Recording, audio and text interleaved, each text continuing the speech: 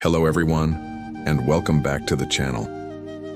Today we're diving into a literary masterpiece that completely changed the landscape of African literature, Chinua Achebe's Things Fall Apart. If you've ever been assigned this book in school, or just heard people call it a classic, stick around. We're going to break down why it's so powerful and what key lessons we can take from it. So what's the story about? Things Fall Apart introduces us to Okonkwo, a respected and powerful warrior in the Igbo village of Umuofia in late 19th century Nigeria. Okonkwo's entire life is a battle against the memory of his father, Unoka, who he saw as lazy and weak. He is driven by a fierce determination to be everything his father wasn't: strong, wealthy, and respected. He's a man of action, a wrestling champion, and a successful farmer. He embodies the traditional values of his culture, but his greatest fear, the fear of failure and weakness, is also his tragic flaw. This fear makes him rigid, quick to anger, and often harsh with his family. The first part of the book beautifully paints a picture of Igbo society before the arrival of Europeans. We see their complex social structures and Jehov religious beliefs centered around various gods and goddesses, their vibrant festivals, and their system of justice. It's a rich, functioning society with its own logic and traditions. We see Okonkwo's rise to prominence, but we also see the cracks in his character. His temper leads him to break the sacred week of peace and later, to accidentally kill a clansman during a funeral. This crime, though accidental, results in his exile from Umuofia for 7 years. This exile marks a major turning point. While Okonkwo is away serving his punishment in his mother's village, the first Christian missionaries arrive in the region. At first, they are seen as a curiosity, a bit foolish, but they begin to gain converts, attracting the outcasts of Igbo society, the Ifulufu, and those who feel disenfranchised. They bring a new religion, a new government, and a new way of life that directly challenges the foundations of Igbo culture. The missionaries argue that the Igbo gods are false and their customs are barbaric. This creates a deep and growing divide within the clans.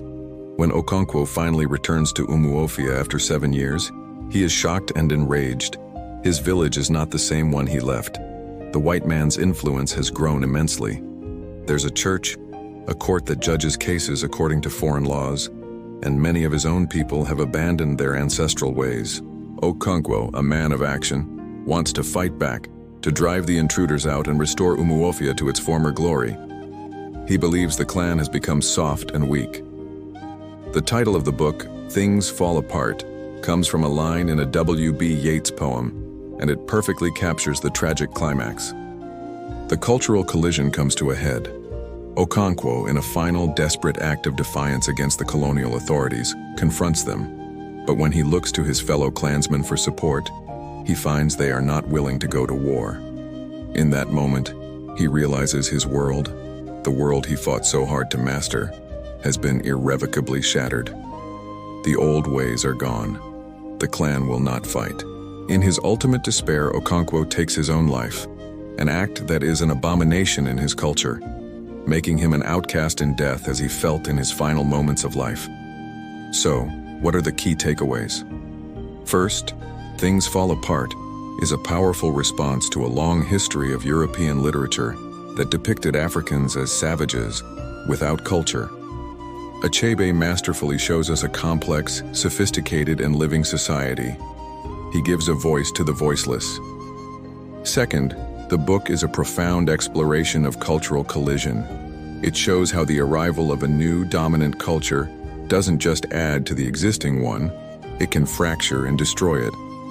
It's a story about the loss of identity, tradition, and self-worth. Finally, on a personal level, Okonkwo's story is a classic tragedy.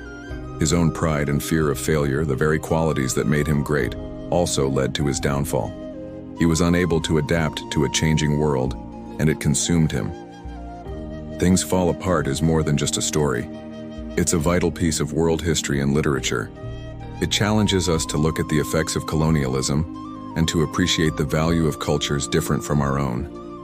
It's a reminder that progress for one group can mean destruction for another, and that things fall apart when the center cannot hold. Thank you so much for joining me on this deep dive. If you've read the book, I'd love to hear your thoughts in the comments below. What did you take away from it? If you enjoyed this video, please give it a thumbs up and don't forget to subscribe and hit that notification bell so you don't miss our next literary journey. See you next time.